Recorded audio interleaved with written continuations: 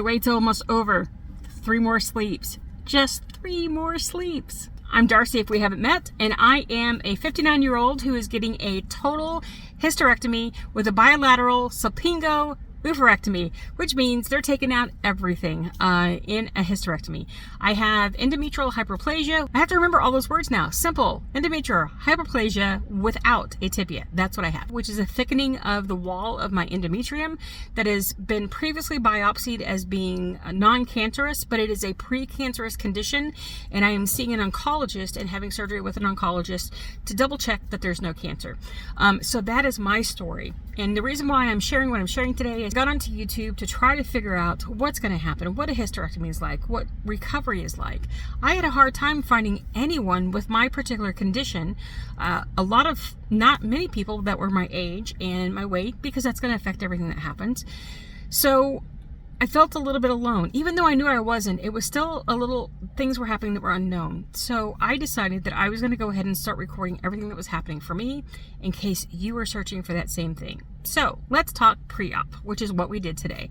About 3 days ago, I got a call from the hospital from the same lab and went over some pre-op questions, questioning the medication that I was taking, my surgery history, and that was it. And then during that conversation, she told me to stop taking my vitamin D, and I said, okay, I'll stop taking it. Then she was looking down the list and she said, are you taking magnesium for any reason other than as a supplement? Do you need to have it? Is it prescribed? And I said, no, I take it for gut health and in general. And she said, well, stop taking it. And then it became starting to wear down or get down to, so just stop taking all supplements? And then she said, yes. And at some point then it was like, so also stop taking my multivitamin. I need to be sure about this. And she said, yes, don't take anything that is not prescribed. So, that is what my surgeon is asking. The reason is that sometimes some of the elements that are in multivitamins, and then if you're taking specific supplements on their own, some of them can actually cause some blood thinning effects.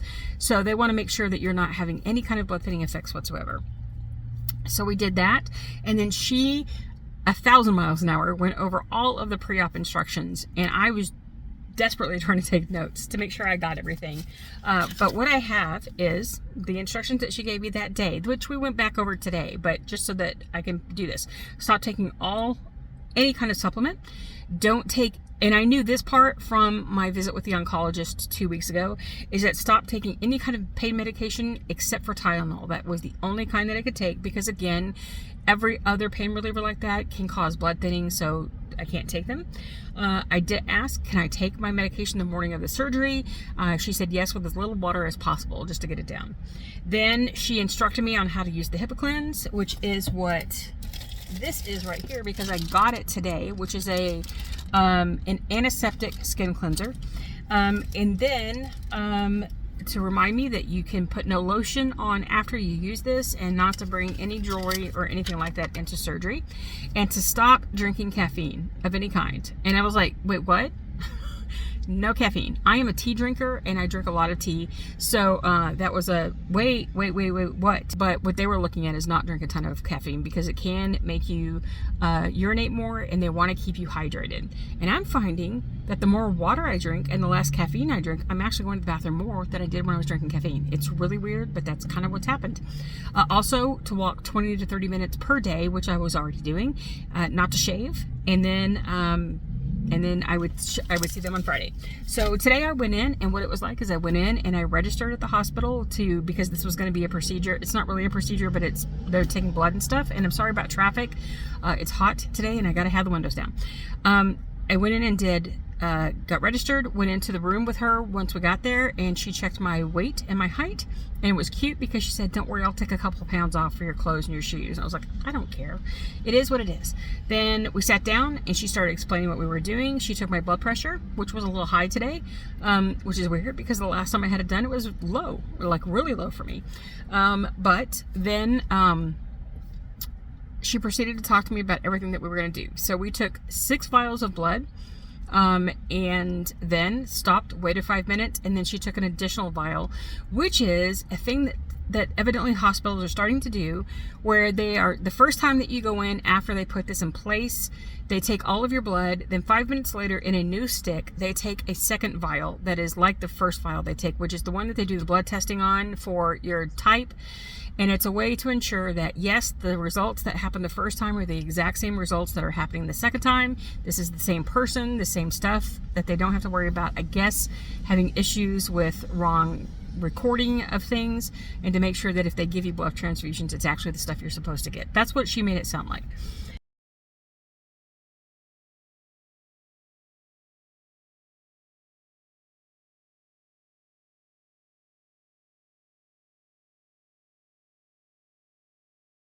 After those vials were taken, then we did a nasal swab because my surgeon asked for it. So we did that. And this nurse was great because we didn't go into the brain. It was not pleasant, but it wasn't the, the brain poke that I've had in the past. So then we went back over the instructions. She gave me the HIPAA cleanse, which is the skin cleanser that you go and take a shower, just like you normally would. Wash your hair, wash your face, wash your body. Then you use about half this bottle from your neck down, but not your genitals, because they were really adamant about that. You use this to just wipe your body down. You stand there for 2 minutes, then you rinse off. Then you change the sheets on your bed. You make sure that you have clean clothes that you're sleeping in that night. You sleep, and then the next morning you do the process all over again. If you want to shower, like do the shower part, but then you do half the bottle neck down, but not the genitals, and then you get your clothes on for the day to head to the hospital.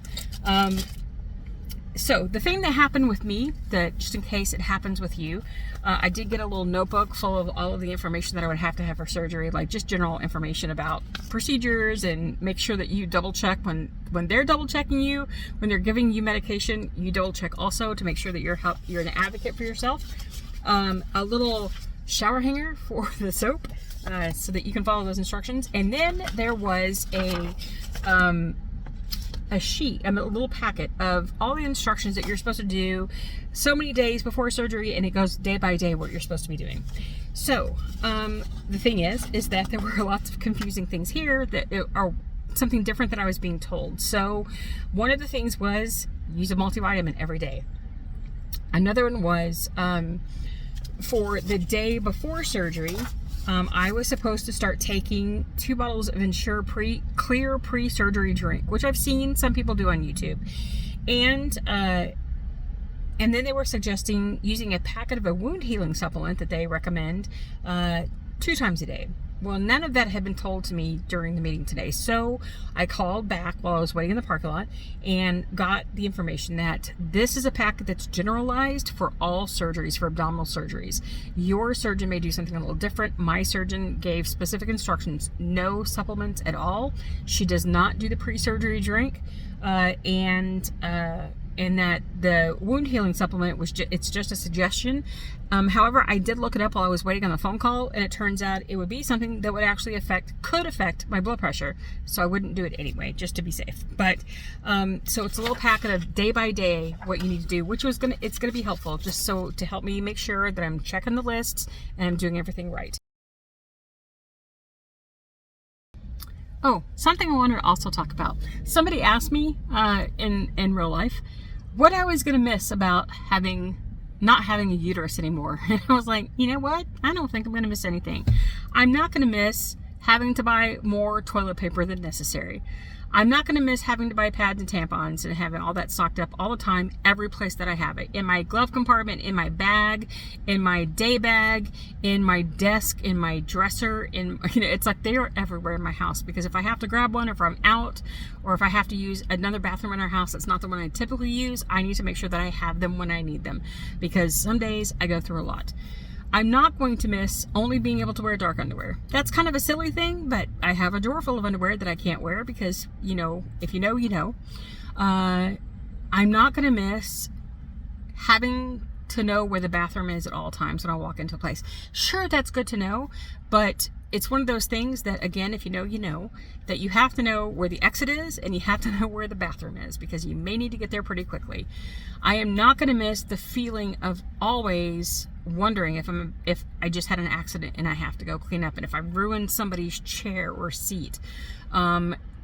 Do I have another I have a pair of clothes packed in my car just in case, and I don't have to do that anymore. I'm not going to miss those things ever. Not at all.